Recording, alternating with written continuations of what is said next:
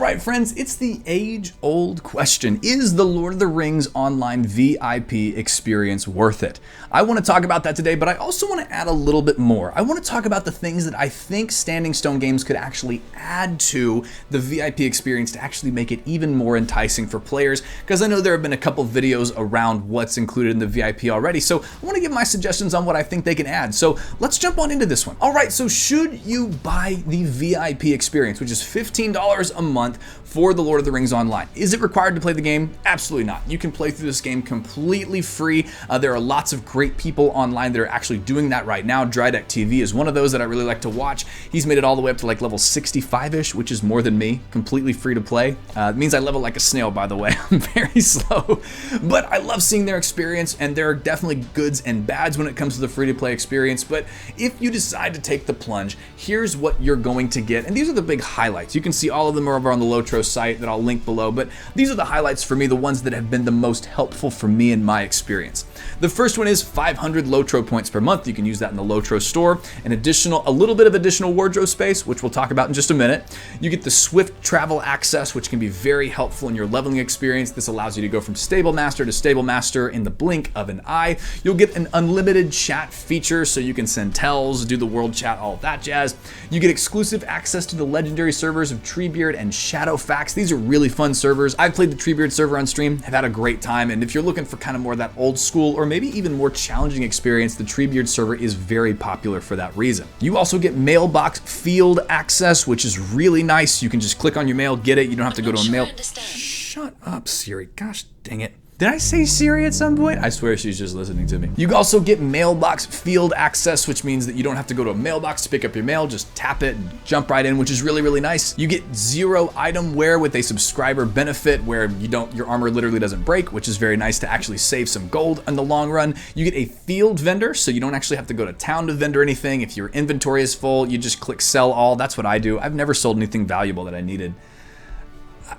Am I supposed to have a legendary item? Anyway, you do get access to all the monster player classes, which is great if you've ever wanted to be a spider in real life. You can live that fantasy out right now. If you have ever wanted to be a spider in real life, go get counseling. That's weird, but you know, more power to you. And then you also get a faster leveling pace. I found that with my VIP experience that I can typically play just through the story and do just fine with a couple little missions, maybe a group or two on the side. I can basically run through the story, which is very nice. I like that pacing personally, and so that's why I found it to be really worth it in my playthrough and experience. I also, of course, really like VIP for more of the philosophical reason that I love VIP, which is it allows me to support a company that I love. Standing Stone Games is not a massive multi-billion-dollar company like things like Blizzard, Square Enix, where, you know, my subscription actually probably matters, which is really nice. And being able to support a company that I think is making a fantastic product is a really good thing. So should you get VIP if you're going to play LOTRO seriously for a while? Yeah, I think you should. I think there's a lot of great access and ability. Now, I want to talk about the things that are really what I think could be a huge improvement to the VIP system. I think there are a couple things that I've noticed as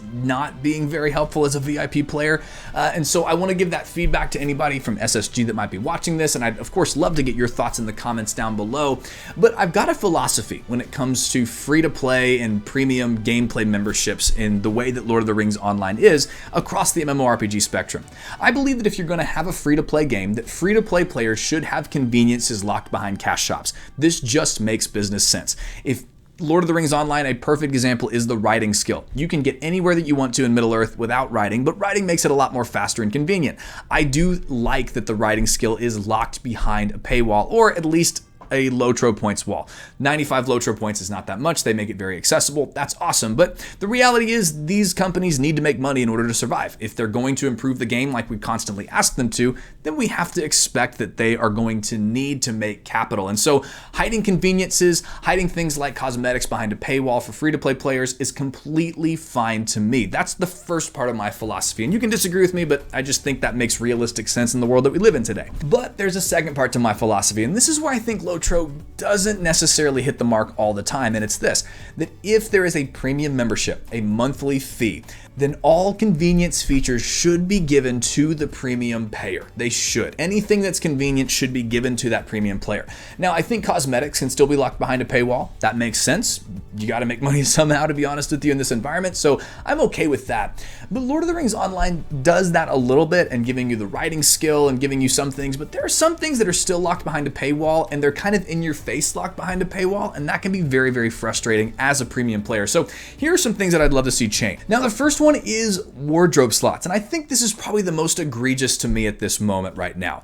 The thing about Lord of the Rings Online is the transmog is awesome. They've put together some incredible armor sets, and people spend time in the game just putting together great outfits for their character. Well, the wardrobe allows you to, across players, actually store armors sets so that you can actually move them around your characters and, put them in for transmog kind of a thing. The unfortunate thing is, as a premium player, you only get access to 30 wardrobe slots, and this fills up really quickly. Of course, because when you look at your armor pieces, you have helm, gloves, boots, shoulders. Because if you have a full set of armor with 2 or 3 weapons, you're looking at between 9 and 10 slots being taken up for each wardrobe space. And that goes by quickly, especially when there are so many great cosmetics out there. And so I don't love the fact that there are only 30 slots available. And at the bottom it says, hey, add more space for money. I'm already paying you $15 a month. I should not have to buy more space in my wardrobe. I think that if there's someone who's a premium player, you should just give them all the slots right away. Especially when most of the transmogs come from things like the Ultimate Collector's Edition that I just bought for Before the Shadow. And I have, literally my entire wardrobe now filled up with the cosmetics that I got from Before the Shadow. I now have to not only buy a $100 expansion, I have to buy more slots, which is very, very frustrating. Now, I know we get the LOTRO points every month, but in the perfect world, in my opinion, the LOTRO points would only be used on the cosmetic items in the store. That would make VIP more worth it for us. When we have to spend it on convenience items that we should already be getting, in my opinion, with VIP, it is a little bit frustrating. And so that's the most egregious in my mind. It's the one that quickly comes to mind. And now the second one is outfit slots. What you'll notice is in this game, when you go to the cosmetic system, there are 10 easy to use outfit slots where you can put a cosmetic outfit together, click on it, and instantly you change into that outfit. Now, this is a great system, by the way. Not a lot of other MMOs actually have something as easy as this. With World of Warcraft, you got to go to the transmogrifier. With Final Fantasy, I don't even want to talk about the glamour system, but this is a really cool space, but you only get 2 outfit slots even as a VIP premium member. With paying $15 a month, you only get 2 slots, which is a little bit frustrating again, especially as you get further into the game. You're collecting more and more armor slots that you like. I know that my kinship and we love to run things like the Rift, and we love to run the raids that come up, and these are really cool armor sets, but I've only got 2 outfit slots to use them in. Otherwise, I have to pay money. And I think, again, this goes back to the philosophy, but it also goes back to the message that it sends. When I go over to my outfit slots and I'm paying $15 a month and I'm still seeing this little gold, hey, go on ahead and unlock this slot for a lot of LOTRO points, that's really frustrating. And I don't think that endears fans to the system. And I don't think it necessarily works as well for the LOTRO points win, in my opinion. So I'd love to see them just go, hey, if you're a premium member, you get all 10 of these slots access right away. That would be awesome. The third thing that I think is the shared inventory. Now, the shared inventory is in your LOTRO premium services. You get a really cool shared inventory bank space that you can use across your characters, but you have to still unlock it even when you become a premium member. There are 0 spaces for you in the shared inventory space. And this doesn't make sense. Again, it's a convenience feature. And I think that if you're paying $15 a month, the convenience feature should be there readily available. And my last one, not quite so important, but Mithril coins. I think that if you're going to do the Mithril coins, which most people are utilizing for fast travel, add some of those into that monthly allowance that you give people. You already give them 500 LOTRO points per month, which is really great. I think that you should also give them some Mithril coins for some of that fast travel between quests. It's really nice to have that. And what I find is those LOTRO points that I get typically just go right into the Mithril coins, to be honest with you.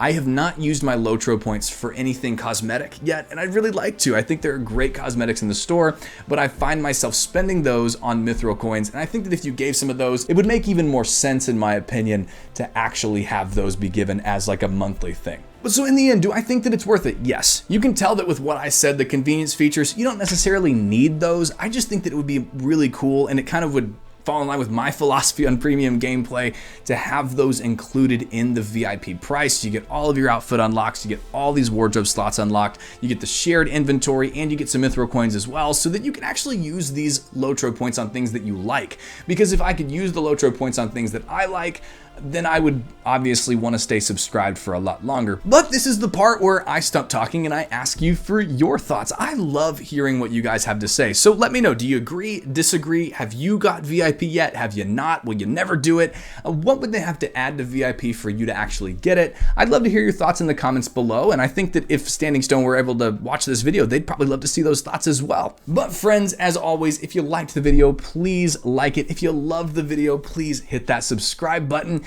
I want to say a massive thank you to our patrons. That Patreon is growing, and I'm so thankful for you guys who are continuing to support in that way. It really, really helps the channel survive and thrive. But friends, the last two things that I say are more important than anything that I could possibly say in any video ever, which is that you are more loved than you know, and you are so much more valuable than you realize. I hope you have an incredible day, and I will see you in the next one.